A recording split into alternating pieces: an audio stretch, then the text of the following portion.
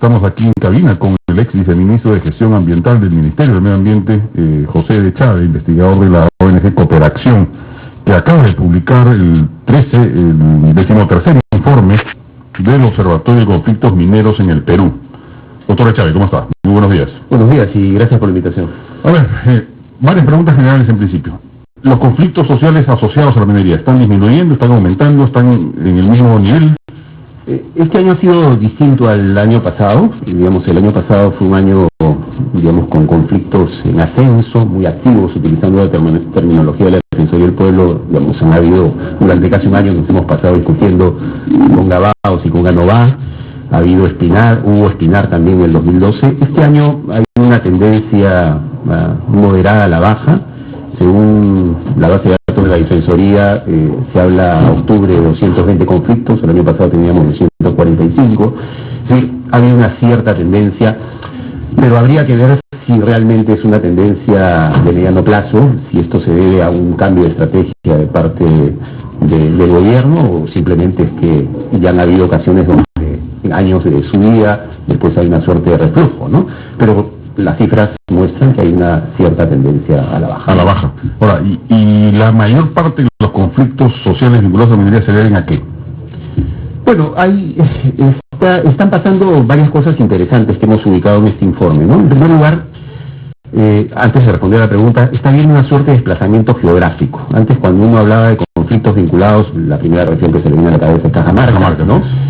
Puno también era una región con mucha actividad. Hoy en día la gran mayoría de conflictos están situados en una región que no ha sido, digamos, muy estudiada, que es Ancash, ¿no? Ancash es lejos, Apurímac. Y en segundo lugar Apurímac, ¿no? Yo creo que Apurímac hay que mirar con mucha atención. Para mí Apurímac es la Cajamarca de los 90. Hoy en día uno ve en la cartera de proyectos de inversión, Apurímac es la región número 1. Rápidamente, aceleradamente, Apurímac se va a convertir, yo creo, en una región con una actividad minera muy importante. Ya cada un año se inicia Las Bambas, pero hay por lo menos 10 proyectos importantes. Entonces, desplazamiento geográfico importante y temas nuevos que aparecen. Digamos, los temas tradicionales asociados son los temas del agua, el tema de las tierras, el conflicto de la minería con los entornos poblacionales. Este año aparecen en la agenda, sumado a estos temas, que no digo que hayan desaparecido, dos temas que hay que prestarle mucha atención, ¿no?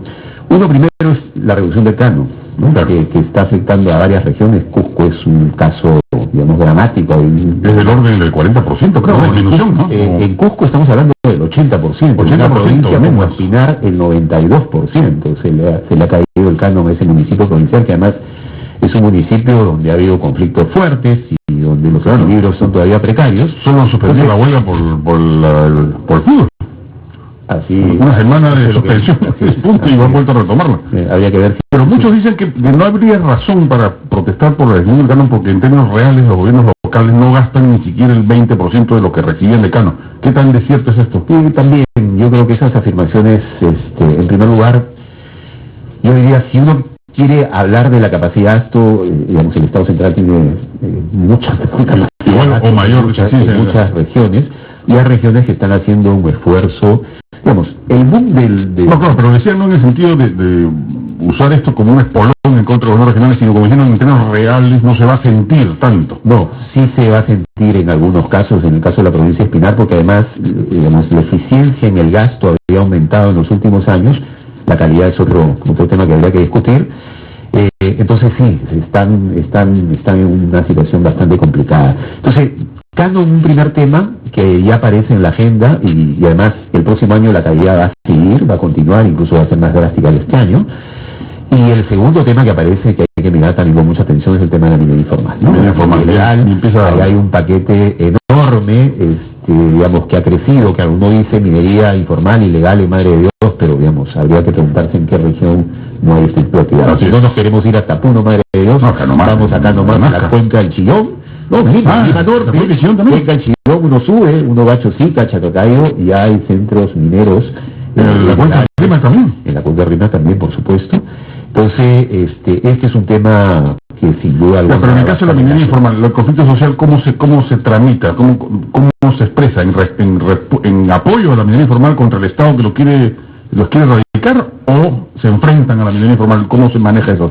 Bueno, el panorama es bastante complicado, pero yo diría definitivamente el foco es en la estrategia, digamos, de erradicación, de formalización de esta actividad frente a la cual versus los mineros informales. Hay una resistencia enorme, digamos, del núcleo minero que digamos, estamos hablando de una cantidad.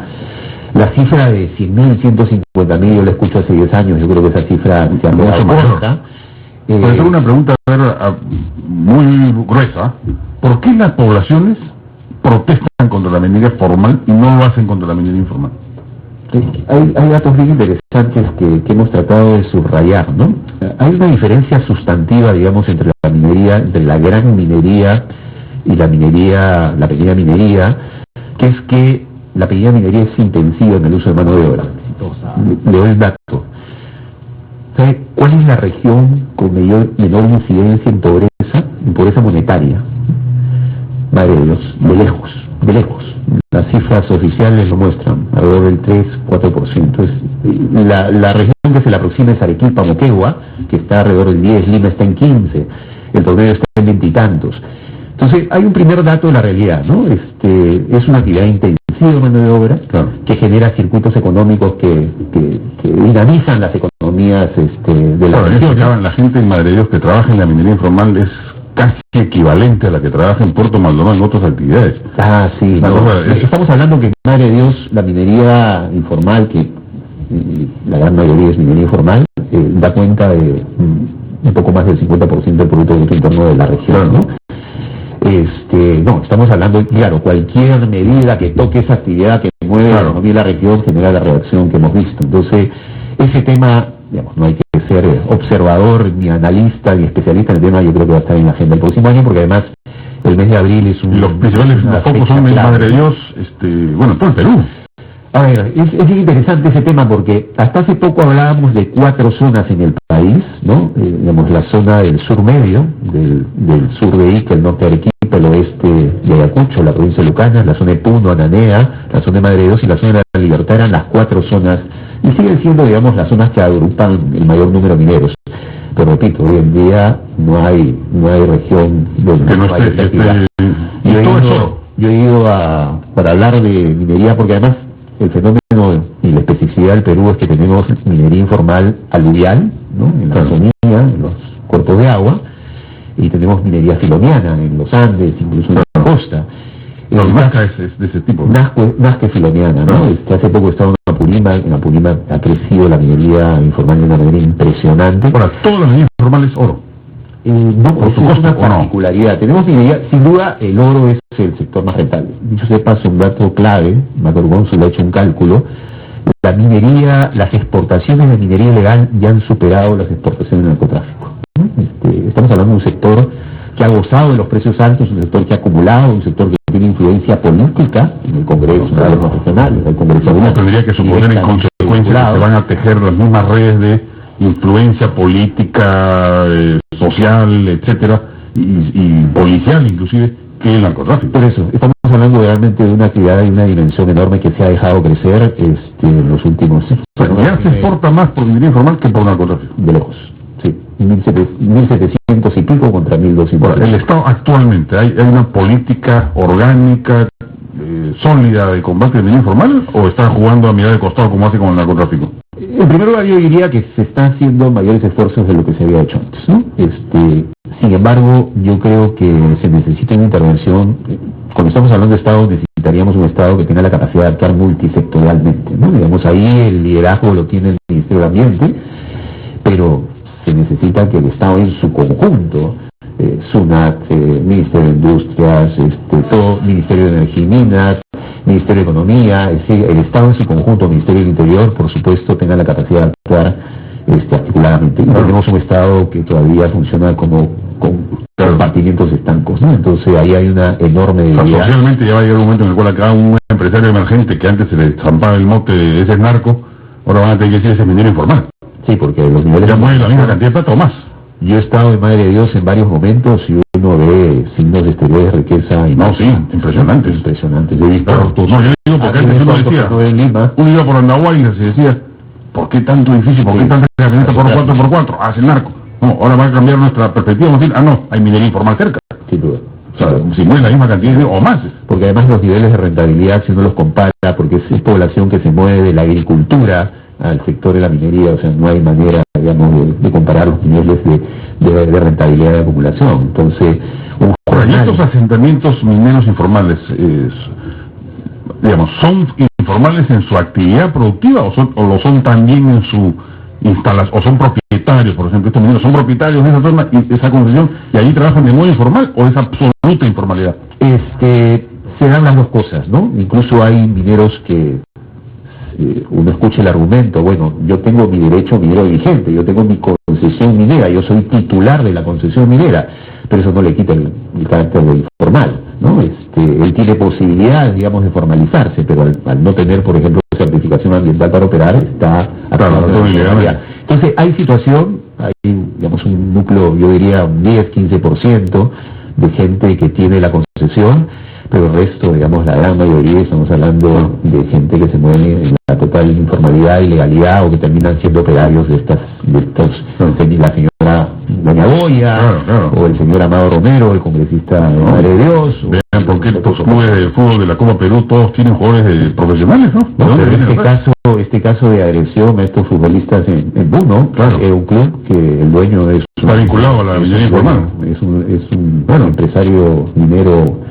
Habría que ver si lo pide. Ese es, a juicio suyo, uno de los principales focos previsibles de conflicto social vinculado a la minería. Sí, y yo creo que no hay que ser muy... El tema de la explotación petrolera y las comunidades nativas en la selva, ¿qué tan grave es? Bueno, es un tema complicado por varios motivos. En primer lugar, por los pasivos ambientales que hay, ¿no? Por más de 2 décadas, digamos, de pésimas relaciones, de pésimo comportamiento de varias empresas, que no han sido, digamos, solucionados, ¿no? El Estado, el Ministerio de Ambiente está haciendo algunos esfuerzos al respecto. Sigue siendo un tema complicado. Va a depender mucho, digamos, de cuánta actividad, bueno, actividad exploratoria está habiendo, cuánto de esa actividad exploratoria vaya a pasar, digamos, a nivel de producción, ¿no? Entonces, digamos, es un tema, creo que menos activo que en el campo de la minería metálica, ¿no? Sin duda alguna. Claro, ahora, en la selva y en la sierra, en las zonas donde se desarrolla minería formal, ¿resolvería en algo el conflicto que se les otorgue? Esta es una propuesta que empieza a agarrar cuerpo. ¿A los dueños de la propiedad de superficie también la propiedad del subsuelo? O sea, que las comunidades legalmente constituidas sean dueñas del absoluto y que eventualmente negocien ellos con las empresas, obviamente a un mejor precio, porque hoy en día uno denuncia una concesión sobre una propiedad legalmente constituida y explota debajo y la comunidad ya verá si recibe o no. ¿Esa figura, digamos, es viable en el Perú o es demasiado ilusa? Yo creo que digamos, en primer lugar implicarían cambios importantes, ¿no? No hay muchos países en el mundo donde el propietario superficial, esta imagen del texano que se encuentra petróleo y se vuelve millonario, digamos, estamos hablando de muy pocos países en el mundo. Yo creo que, digamos, la dimensión del conflicto involucra varios temas, ¿no? El tema del territorio es un tema importante, el tema de los impactos acumulativos, el tema de la institucionalidad que el Estado necesita en un país como el Perú, que tiene una alta dotación de recursos naturales, que hay que fortalecerla, digamos, cuáles son las políticas públicas. Creo que necesitamos discutir, digamos, dónde sí tiene que seguir habiendo minería y dónde puede crecer, pero también evidentemente hay posibilidades de discutir dónde no debería haber minería, ¿no? Entonces, creo que la agenda es bastante más compleja y no hay remedios milagrosos, no hay una decisión que pueda, digamos... Además, no hay que olvidarnos que siempre tenemos la tendencia en el Perú a pensar que lo que pasa en el Perú solamente pasa en el Perú. Este es un conflicto de características globales. Claro. Toman en juego varios elementos, ¿no? La lucha rural minera, o sea, la actividad agrícola y agropecuaria en el Perú es intensa. Entonces, de hecho, hay un conflicto. El tema del uso de los recursos, como el agua, que es un recurso público, cómo se mete dentro de un conflicto de intereses privados. Esa es ya también una fuente de conflicto. Sí, los derechos de propiedad y de posesión, la actividad formal e informal, o sea, de hecho hay que estar pendientes de lo que va a ocurrir porque estamos, a un 10% de resolver los problemas que hay. Pero ese también es un tema que quería, en la introducción, mencionaste algunos temas que creo que también la revisión de las cifras ayuda un poco, ¿no? A ver, ¿está habiendo desaceleración en las inversiones mineras? No. Entre el 2011 y el 2013, las inversiones han crecido alrededor de 20% anual. O sea, este fantasma de que las inversiones están yendo, que las Estamos perdiendo el tren de la historia, es un poco... No, evidentemente, uno ve la cartera, son casi $60.000 millones en productos mineros, claro, uno dice, bueno, ¿esa cartera se va a poder concretar en los próximos años? No.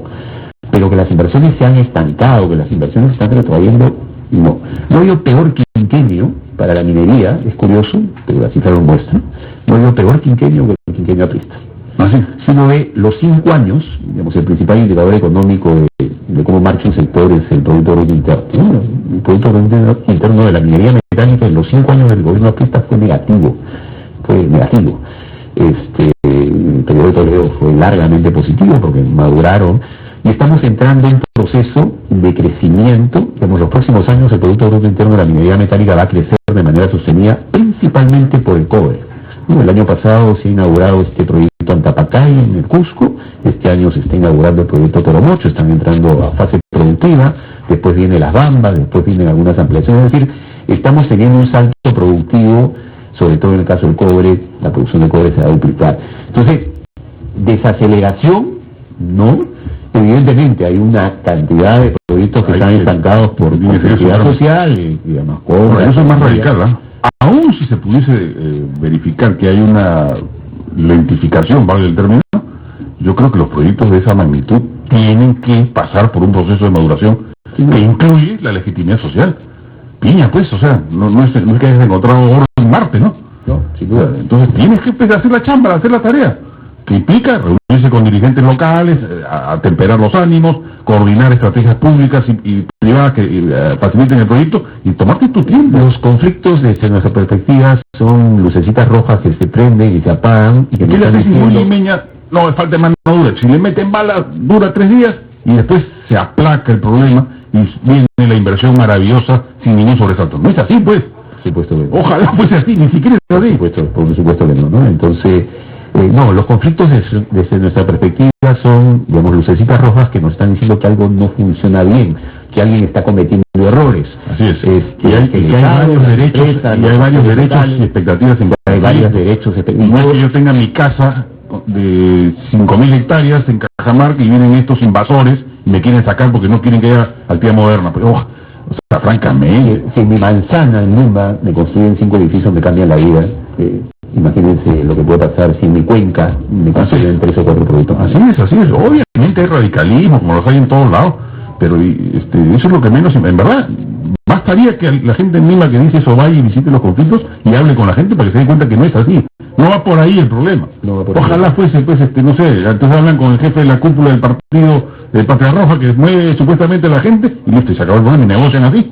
Así no funciona. Pero de Lima se ve así, pues.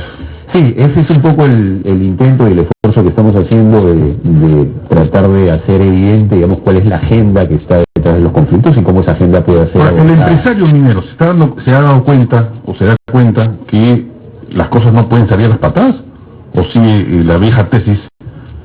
Una de las cosas que hemos aprendido en estos años de observar lo que está pasando en torno a la minería es que siempre tendemos a homogeneizar, ¿no? Igual, a las ONGs también se las homogeneizan. También es parte de su... Sí. No, todas son antimineras, todas... yo creo que hay esfuerzos que están habiendo del lado de algunas empresas por intentar hacer mejor las cosas. Yo diría el principal indicador es por qué algunos proyectos se estancan, no tienen viabilidad, y por qué otros, digamos, fluyen sin mayores problemas.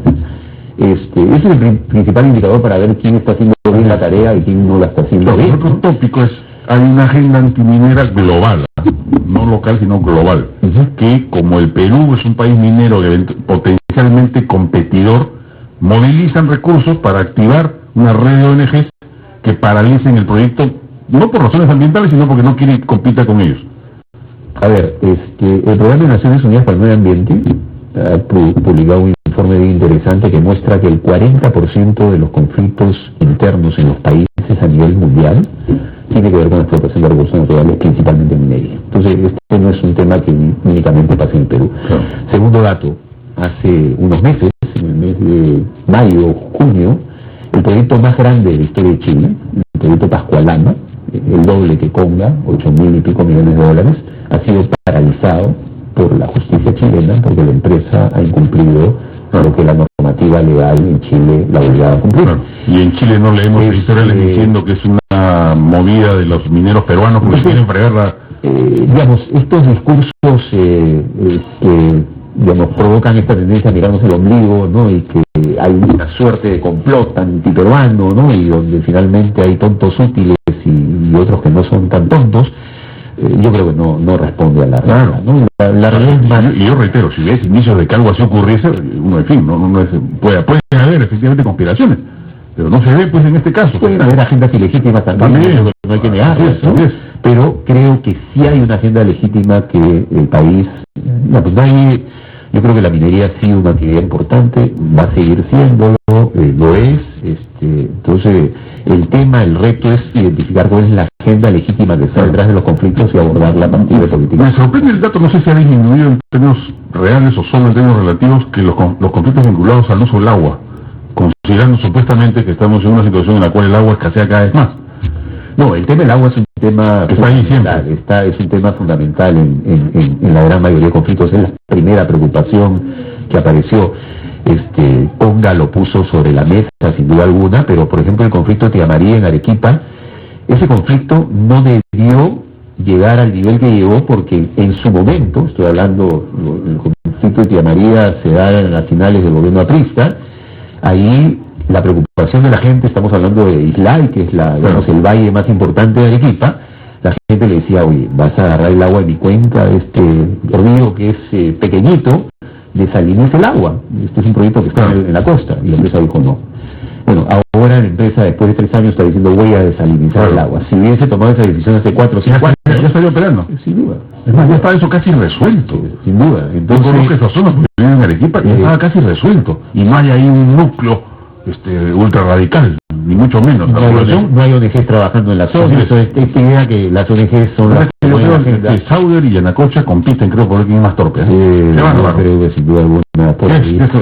Si hubiese un premio, creo que estarían ahí peleando, ¿no? Que Sauder se ha acostumbrado a operar pues en tiempos de dictadura, ¿no? Donde los conflictos no existían, pues, ¿no? Ellos hacían lo que les daba la gana. Sí, y creo que, digamos, es un buen ejemplo de una empresa que tiene una larga tradición. Bueno, ha pasado por distintos propietarios, digamos, el Grupo Azarco vendió sus acciones al Grupo México, hoy en día el Grupo México es quien lidera, y creo que, digamos, no representa las mejores tendencias en el manejo de relaciones con el manejo de conflictos sociales. Claro, porque como el tema ya de la salinización, el tema del agua ya está resuelto.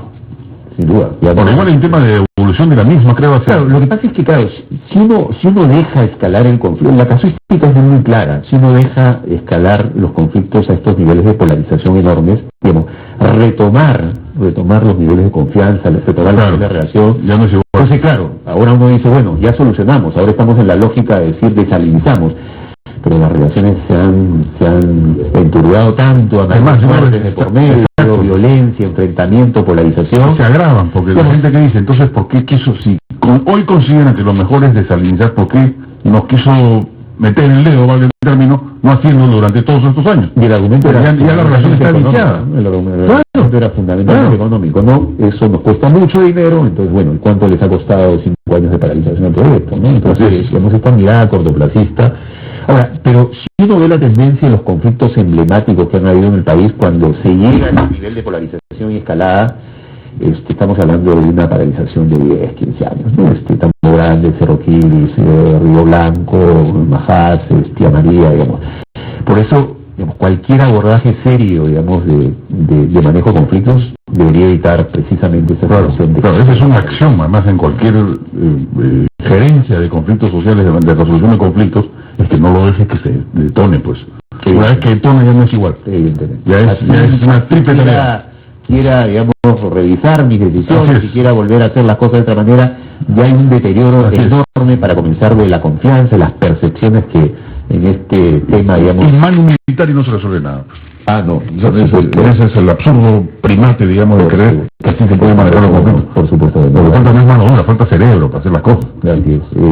El caso de Cajamarca y esta intervención del señor Valdés de llevar a las fuerzas policiales y militares y hacer un desfile antes de instalar la mesa de diálogo, digamos, es la antítesis de lo que se debe hacer. No están las consecuencias. ¿Dónde están las consecuencias? O sea, a falta de convicción en lo que decimos, ahí están los hechos para demostrarlo. Sin duda. Señor Chávez, le agradezco mucho. No, muchas gracias por la invitación y siempre a su disposición.